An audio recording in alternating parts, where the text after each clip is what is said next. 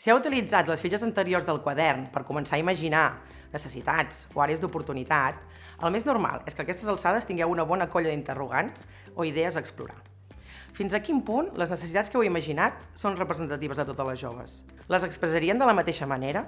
I fins a quin punt les oportunitats que heu identificat són viables? S'han fet coses semblants?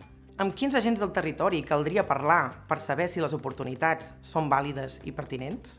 També teniu fitxes que podeu utilitzar per anar recollint les informacions que aneu generant i fitxes on abocar les reflexions que creieu que calen contrastar amb altres agents o bé amb fonts d'informació.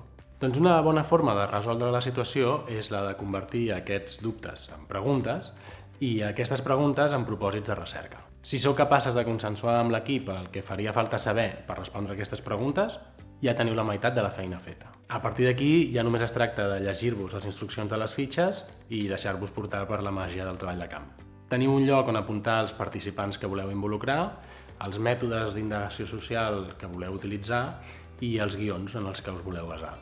Dit això, el més important és que visualitzeu el pla de recerca com la resposta als interrogants de tota la informació que heu estat generant fins ara. No es tracta de fer un pla de recerca per cada àrea d'oportunitat. Es tracta de posar en relació tota la informació que heu aixecat fins ara, des de la xarxa de valors fins a les àrees d'oportunitat. Consolidar unes primeres conclusions respecte a on creieu que heu de portar el servei que esteu dissenyant. Arribats a aquest punt, només ens queda identificar els punts cecs, és a dir, les coses que ens aniria bé saber abans de continuar, i utilitzar un pla de recerca per mirar d'esverinar-les.